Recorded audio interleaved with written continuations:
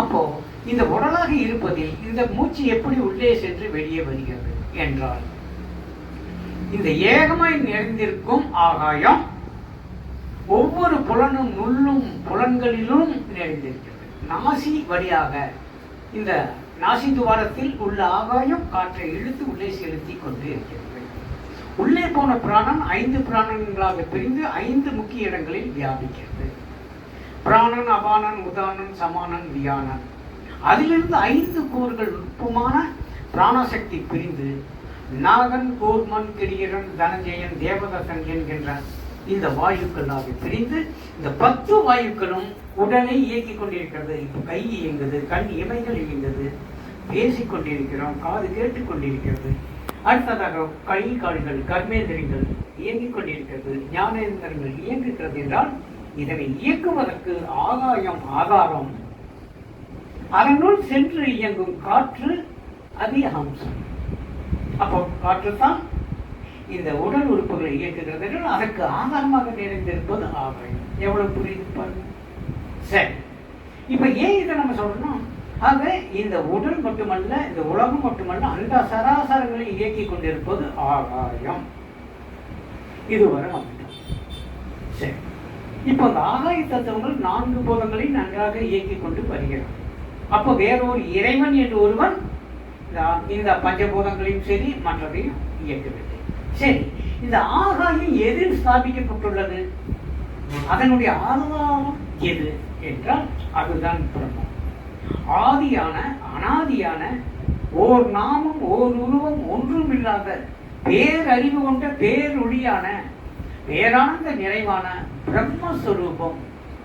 அது ஆகாயத்தை விட நுட்பமாக இருக்கிறது. அணுவிற்கும் அணுவாக அதிசூட்சமான சக்தி நிறைந்ததாக இருக்கும் அந்த பிரம்மம். அதில்தான் இந்த பஞ்சபூதங்கள் அதனிலிருந்து வெளிப்பட்டு அவை இந்த பஞ்சபூதங்களாக இருந்து அவை ஒன்று கூடி சேர்ந்தும் பிரிந்தும் இணைந்தும் விலகியுமாக அந்த சராசரங்களாக வியாபித்து வருகிறது. அதிலிருந்து முக்குணம் என்கின்ற குணங்கள் வெளிப்படுகிறது. அதிலிருந்து மனம், புத்தி, சித்தம், அகங்காரம் வெளிப்படுகிறது. இவை எல்லாமே இந்த சிருஷ்டிக்கு காரணமாக இருக்கிறது. உதாரணமாக இந்த உடலில் இருந்தவர் நாம் சிருஷ்டி செய்து கொண்டே இருக்கிறோம், படைத்துக் கொண்டே இருக்கிறோம். இந்த ஜீவன் படைக்காதது எது? நான் பேசிக்கொண்டிருக்கக்கூடிய இந்த ஒளிவாங்கி கூட படைக்கப்பட்டதுதான்.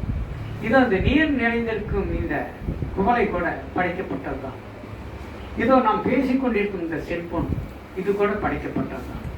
நாம் அணிந்திருக்கும் இந்த கண்ணாடி கூட படைக்கப்பட்டதுதான். இந்த ஆடை ஆபரணங்களிலிருந்து ஏன் இந்த மாலையிலிருந்து அனைத்துமே படைக்கப்பட்டது. அப்ப படைத்தல் தொழில் செய்யும். இந்த படைத்தல் தொழில் செய்யும் இந்த சக்தி எதில் இருக்கிறது? ஆன்மாவா ஆகாயமா? ஆகாயம். ஆகாயம் என்பது பஞ்சபூதங்களின் கூட்டுறவால் இந்த உடலாக மாறிவிட்டது. இந்த உடலுக்குள் சூட்சும சக்தியாக இந்த ஆகாயமும் 4 பூதங்களும் இயங்கிக் கொண்டிருக்கிறது. உடலாக இருப்பதும் பஞ்சபூதங்களே, உடலுக்குள் சூட்சமமாய் நிறைந்திருப்பதும் பஞ்சபூதங்களே. ஏனென்றால் இந்த பஞ்சபூதங்களின் மூலக்கூறுகள் தான் உடலாக மாறியிருக்கிறது என்றால் இந்த ஒவ்வொரு அணுவிலும் பஞ்சபூதங்கள் நிறைந்திருக்கிறது. அதற்குள் மனம், புத்தி, அகங்காரம் 3ம் இருக்கிறது. சரி, இதுவரை நம்ம வந்துட்டோம். இப்ப குறிப்பாக இன்னைக்கு பேசக்கூடிய விஷயம் என்னன்னா, இதில் நீ யார்? ஆன்மா. ஆன்மாவாகிய நீ யார் என்றால் நீதான் பிரம்மம். அந்த ஆதி அனாதியான நீ அநேக ரூப அரூப தோற்றங்களுக்குள் வந்து இருந்து உயிராக, சிற்றுயிராக, ஜீவனாக, ஆத்மனாக இப்படி கொஞ்சம் மாற்றங்கள் பரிணாமம் பெற்று, பரிணாமம் என்றால் உயிர் பரிணாமம் பெறுகிறதா என்றால் இல்லை, தெளிவு பெற்று ஆத்மா அது பேரொளி பேரானந்த நிறைவுதான். ஆனால் அது ஒடுக்க நிலையிலிருந்து வியாபிக்கும் தன்மை பெறுகிறது. ஒரு அணுவுக்குள் தன்னை ஒடுக்கிக் கொள்கிறது. அது பெரிதிலும் பெரிது, அது சிறிதிலும் சிறிதாக இருக்கிறது. நீங்கள் பெரிதிலும் பெரிதாக இருக்கிறீர்கள், எல்லையற்ற பிரமமாயும் இருக்கிறீர்கள். அதே நீங்கள் அணுவிற்குள் அணுவாகவும் இருக்கிறீர்கள்.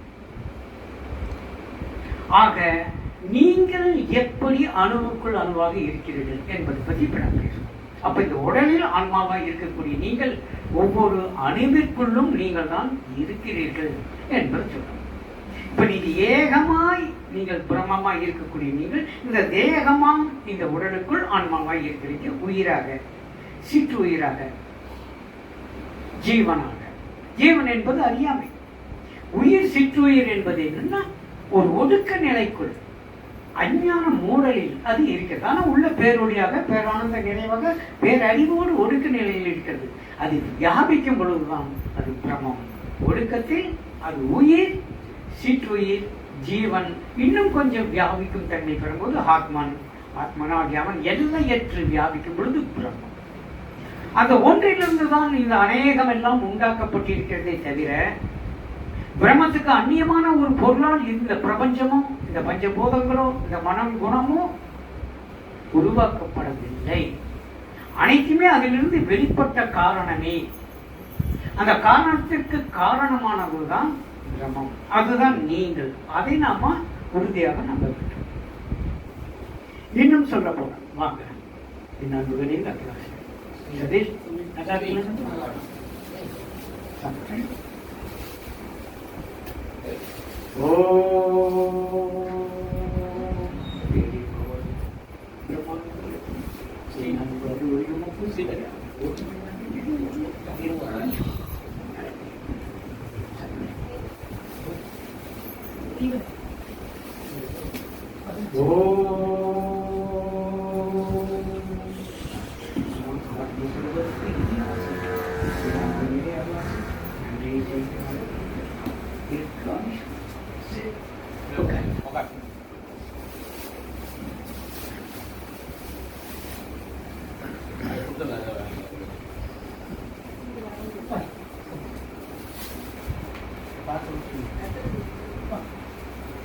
சரி, எப்படி இருக்கீங்க?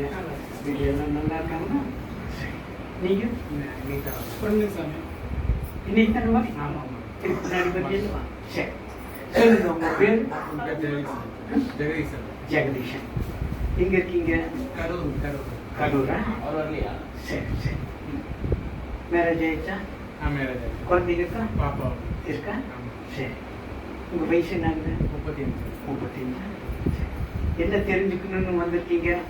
தியானம்னா என்ன, அதை பத்தி ஏதோ தெரியாது சாமி. இந்த மாதிரி தேடிட்டு இருந்தா நண்பர் மூலமா நம்ம ஊர் தான் முதல்ல அறிமுகமாச்சு. அறிமுகமானாரு. அதான் சரிட்டு என்னென்ன தெரிஞ்சுக்கலாம் அப்படின்ட்டு. இவரெல்லாம் ரொம்ப சின்ன பையன்லேயே வந்தவர். காலேஜ் போறதுக்கு முன்னாடியே வந்தவர். இவ்வளவோ வருஷங்கள் ஆயிடுச்சு. நல்ல பயிற்சியெல்லாம் பண்ணிட்டு நல்லா இருக்காங்க. வாங்க தெரிஞ்சுக்கலாம். கொஞ்சம் தொடர்ந்து வரணும். சரிங்களா? இடையில வர முடியாச்சும் பரவாயில்ல. அப்பப்போ வந்தீங்கன்னா தான் அந்த பயிற்சிகள் சரியாக இருக்க முடியும். ஆனா தொடர்ந்து ஒரு 3-4 மாசமாவது வந்தீங்கன்னா தான் உங்களுக்கு தெரியும். வேற எங்கேயாவது போயிருக்கீங்களா? சரி. எதுக்கு தியானம்? அமைதியா இருக்கணும். ஒரு மனசு அந்த ஒரு இது அலைபாயாம அடுத்த அமைதியா இருக்கணும். அந்த மாதிரி மனம் அமைதியுற்றால் போதும். அவ்வளவுதான் இல்லைங்களா? சரி. இங்க அதுக்கு மேலேயும் சொல்லித்தார் தெரிஞ்சுக்கலாம். வேற ஏதாவது சந்தேகம் கேட்கணுமா? கேள்வி சரி.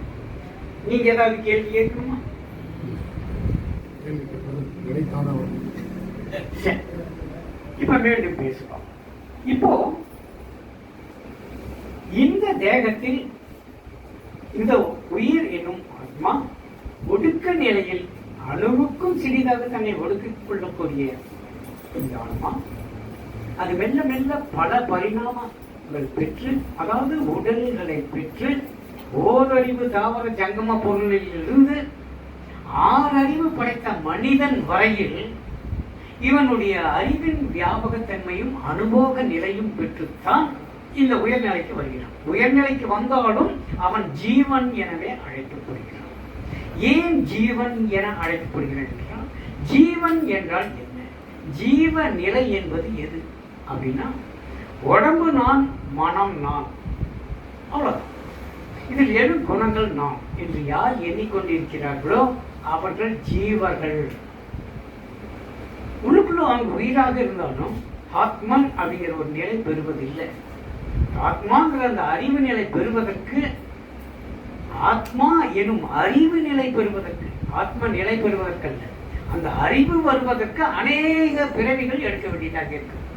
அப்ப இந்த பிறவியில தன் தேடல் அதிகமாக இருக்குது. நாம் யார், ஏன் எனக்கு இவ்வளவு பிரச்சனை, எவ்வளவோ சாமி கும்பிட்டு பார்க்கறோம், என் துன்பம் தெரியல, மனம் அடங்க மாட்டேங்குது, பிரச்சனை மேல பிரச்சனை வருது, என்னால் தாங்க முடியல, எந்தெந்த நிலைகளையும் அடையணும்னு நினைக்கிறேன், ஆனால் எதுவும் சித்தியாக மாட்டேங்குது, நிம்மதி இல்லாமல் இருக்கிறேன் அப்படிங்கிற ஒரு ஏக்கத்தில் தேடல் தான் பல மார்க்கங்கள் பல தத்துவ நிலைகளை அடைந்து இறுதியாக நம்ம இந்த நிலைக்கு வரும். அப்ப இங்கே வரும் பொழுதுதான் உங்களுக்கு என்ன அப்படின்னா, நீங்க யார், எங்கிருந்து வந்தீங்க, எங்கே போக போறீங்கிற தெளிவெல்லாம் நமக்கு. அப்போ எங்கிருந்து வந்தோம் எங்கே போறோங்கிறதெல்லாம் ஆரம்ப நிலைகளில், அதாவது ஜீவ நிலையில் தான் இதுவெல்லாம். ஒரு பிரம்மஞானியானவன் எங்கும் செல்வதில்லை. நன்றாக புரிந்து கொள்ளுங்கள். பிரம்மஞானி, நான் பிரம்மம் எனும் அனுபூதி பெற்றவன், எங்கும் செல்வதில்லை. அவன் எல்லையற்று இருந்த நிலையிலேயே வியாபிக்கிறான். அவன் எங்கும் நிறைந்தவனாக இருப்பதை அறிகிறான், மாறுவதில்லை, அறிகிறான். அதை பத்தி தான் இந்த கான்செப்ட். நம்ம என்ன பேச வரோம்னா, இப்போ நீங்க இந்த உடலில் மட்டும் இல்லை என்பதுதான் இந்த பிரம்ம தத்துவம். நீங்க இந்த உடம்புல மட்டும் ஏகமா எங்கும் நிறைந்த பிரம்மமே. ஏன்னா பிரம்மத்துக்கு அந்நியமாக இங்க எதுவுமே இல்லை. அதுவே அதுவாகி, அதுவே பலவாகி, அதுவே அனந்தங்கோடி உருவ பேதங்களாக மாறி அதனுள்ளும் அதுவே ஜீவிதம் பண்ணுகிறது, அல்லது ஒடுக்க நிலையிலிருந்து வியாபிக்க நிலை வரை பெறுகிறது என்பதை இங்கு உள்ள அத்வைதம். ஏகம் அத்வைதீனம் பிரம்மம். இது இப்படியே சொல்லிட்டு போனா வேதாந்தமாக இருக்கும். இப்போ உங்களை எடுத்துக்கோ, இதுவரை அண்டங்களை பற்றியும் பஞ்சபூதங்களை பற்றியும் நாம பேசிட்டோம். இங்க எந்த இறைதத்துவமும் புறப்படவில்லை. சரி, இப்போ நீங்க எல்லையற்று இருக்கிறது இருக்கட்டும், முதல்ல ஒவ்வொரு அணுவிலும் நீங்க இருக்கீங்கிறத பார்க்கணும். இதை பற்றி நம்ம தெரிஞ்சுக்குவோமா? இப்ப நீங்க ஆகாயத்தில் இருக்கீங்க, ஆகாயத்தில் எல்லையற்று நீங்களே இருக்கீங்க. சரி, போகட்டும். காற்றில் இருக்கிறீங்க, எல்லையற்று நிறைந்த இந்த வாயுவில் காற்றில் நீங்க இருக்கிறீங்க. நீரில் இருக்கிறீங்க, நீங்க நெருப்பு எனும் வெப்பத்தில் இருக்கிறீங்க. இந்த மண்ணில் ஒவ்வொரு அணுவிலும் நீங்க தான் இருக்கிறீங்க. அதை பத்தி இன்னும் விளக்கமாக அப்படி சொல்லலாம். சரிங்களா? ஆகாயத்தில் இருக்கிறத அப்புறம் புரிஞ்சுக்கலாம், காற்றில் இருக்கிறத அடுத்து புரிஞ்சுக்கலாம், மண்ணில் இருக்கிறத அப்புறம் புரிஞ்சுக்கலாம், நீர்ல நீங்க இருக்கீங்கிறத புரிஞ்சுக்கலாம். அதுக்கு முன்னாடியாக இப்போ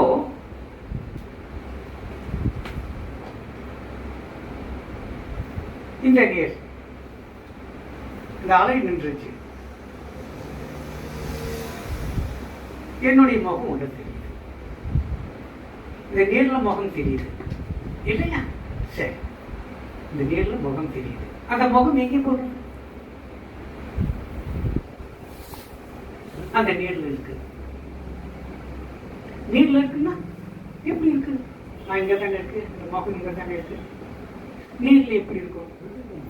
பிரதிபம் இருக்குது. அப்ப அதுல இந்த முகம் இருக்கா இல்லையா? இல்ல. சரி,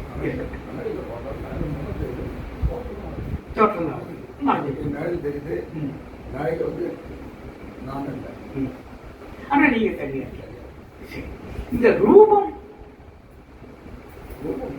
இல்லை. இப்ப மீண்டும் வந்துக்கும்.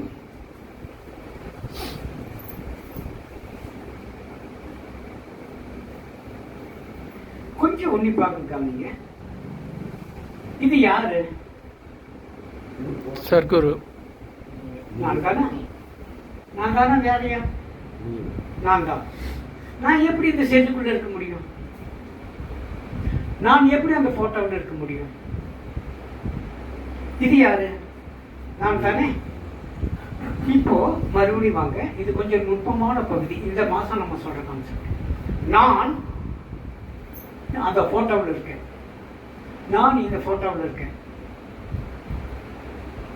இல்லையா? நான் நானாகவும் இருக்கிறேன். இந்த ரூபத்தை வச்சு மட்டும் உங்களுக்கு கொஞ்சம் விளக்கம். அவன் அந்த ஃபிளக்ஸில் இருக்கிறேன், அங்க இருக்கிறேன். இப்ப நான் ஒரு குறிப்பிட்ட இடங்கள்ல இருக்கேன். இப்ப இந்த ஆடியோ வீடியோ போடுறதுனால இன்டர்நெட் லெவல்ல என்னுடைய போட்டோ இருக்குது. என்னுடைய போட்டோ மட்டும்தான் இருக்கா? நான் சப்தமாய் இருக்கிறேன். இதோ இந்த தத்துவ போதனைகளில் நான் இருக்கிறேன். இப்ப உங்களுக்கு ஞான உபதேசம் பண்ணும் பொழுது இந்த ஞானமாக நான் இருக்கிறேன். இந்த குண்டலினி யோகம் சொல்லிக் கொடுக்கும் பொழுது குண்டலினி யோகத்தில் நான் இருக்கிறேன். அதனாலதான் நான் உங்களுக்குள் இருக்கிறேன். நான் உமக்குள் தான் இருக்கிறேன். உணர்வாக, உள் உணர்வாக, ஒளியாக, உள் ஒளியாக, யோகமாக, ஞானமாக நானே அப்படி இருக்கேன்னா நீங்களும் அப்படித்தான் இருக்கீங்க. இப்போ இந்த உடல், இந்த ரூபம் நிறைய மாற்றங்களை பெற்று வந்திருக்கு. குழந்தையாக இருக்கும்போது அது முகம் வேற, 3 வயசு குழந்தையா இருக்கும்போது ஒரு முகம், 10 வயசா இருக்கும்போது ஒரு முகம், 14 வயசுல ஒரு முகம், அந்த ரூபம். ஒரு நடுத்தர வயது 25 வயசுல ஒரு முகம், நடுத்தர வயதில் ஒரு முகம், வயோதிகத்தில் ஒரு முகம். ஆனா இருக்கிறது ஒரே முகம் தான். எவ்வளவு மாற்றங்கள் உண்டாயிட்டு இருக்கு. ஆனா அது நீங்க தானே. சின்ன குழந்தையா இருந்து இது வரைக்கும் வந்தது நீங்க தானே, வேற யாரும் இல்லைங்க. ஒரு சதீஷ் இப்படி இருக்கீங்கன்னா இது நீங்க தானே. இந்த வயசாகி போய் நடந்த மூப்போட இருக்க போறது நீங்க தானே.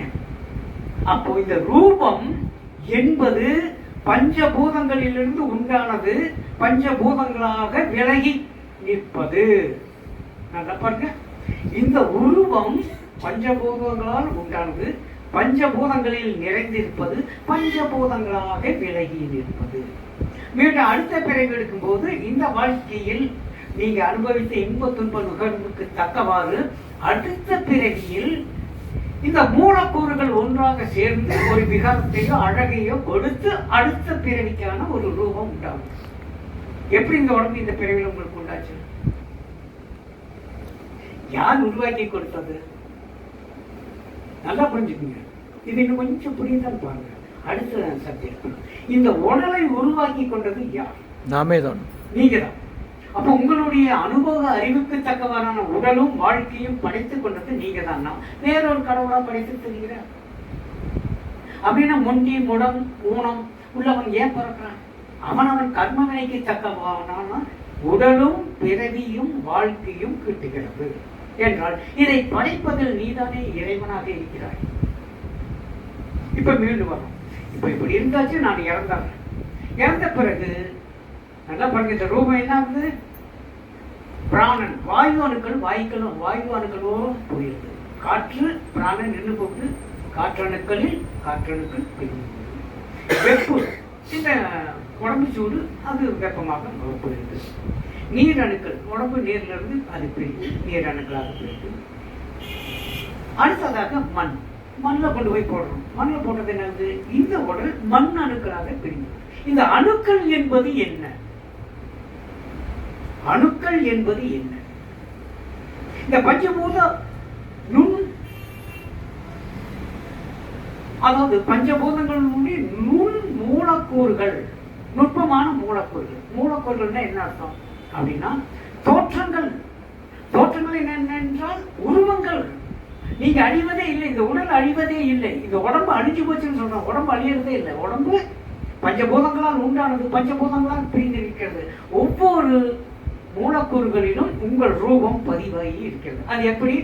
இந்த செல்போனில் என்னுடைய படம் பதிவாகி இருப்பது போல், இந்த பிளக்ஸில் என்னுடைய படம் பதிவானது போல், இந்த போட்டோக்களில் என்னுடைய உருவம் பதிவானது போல், இந்த பதிவுகள் இங்கேதான் இருக்கிறது. அதில் எழும் இது பஞ்சபூதணுக்கள். இதில் மனம் என்கின்ற எண்ண அலைகள் எங்கே இருக்கிறது? அது சூட்சமமாய் வளம் வந்து கொண்டிருக்கிறது. நீங்க என்ன நினைக்கிறீங்களோ அது உங்களை சுற்றி மனம் வருகிறது. நீங்க நல்லது நினைச்சா அது உடனே உங்களுக்கு வந்து சேருது, கெட்டது நினைச்சா அந்த கெடுதல் வந்து சேருது. ஏன் என்றால் உங்கள் மனம் பிரபஞ்ச மனமாகவே இருக்கிறது.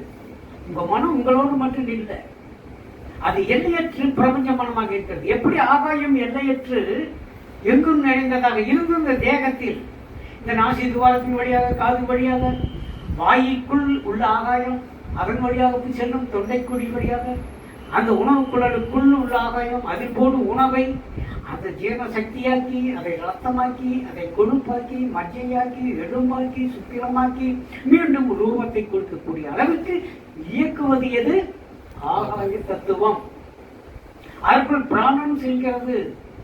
இந்த பிராணன் மூச்சு உள்ள போய் வெளியே வரும்போது ஒவ்வொரு மூச்சுடைய அணுவுக்குள்ளும் உங்கள் ரூபம் பதிந்து வெளியே போகிறது. காற்றில் நீங்கள் இருக்கிறீர்கள், ஆகாயத்தில் நீங்கள் இருக்கிறீர்கள். இந்த ரூபம், இந்த உருவம். நீரில் இருக்கிறீர்கள், இந்த ரூபம். இப்ப நான் இந்த நீர்ல இந்த முகத்தை பார்த்தேன், இந்த முகம் இதில் பதிவாயிருக்கு. சரி, இது இருக்கட்டும். இப்போ இது நீர் தானே, நல்லா பாருங்க. குடத்து தண்ணியில பார்த்தா முகம் தெரியுது, ஆகாயம் தெரியுது. கிணத்து தண்ணியில எட்டி பார்த்தா முகம் தெரியுது, ஆகாயம் தெரியுது. ஒரு பக்கெட் தண்ணியில பார்த்தா முகம் தெரியுது, ஆகாயம் தெரியுது. இப்போ இந்த நீரில என்னுடைய முகம், என்னுடைய ரூபம் பதிந்திருக்கு. பதிந்திருக்கா இல்லையா? பதிந்திருக்குது. எங்க போச்சு நீர்? நீரணுக்கள் நீரணுக்களாக மாறிவிட்டது. நீரணுக்கள் நீரணுக்களாக மாறிவிட்டது. இப்ப இந்த மாறிய அணுக்களில் யார் இருக்கிறார்? உங்கள் முகம். நான் தான் இருக்கேன். இந்த ரூபம் இருக்கா இல்லையா? இப்ப நான் உணவு மூச்சுல இந்த ரூபம் இருக்கா இல்லையா? இந்த வெப்பத்தில் உடம்பு சூட்டுல நான் இருக்கேனா இல்லையா? அப்ப இதுலதான் தெரிந்து நிற்கிறது. மீண்டும் நான் பிறவி எடுக்கும் பொழுது நன்றி செய்ய. ஆனா இது அறிவு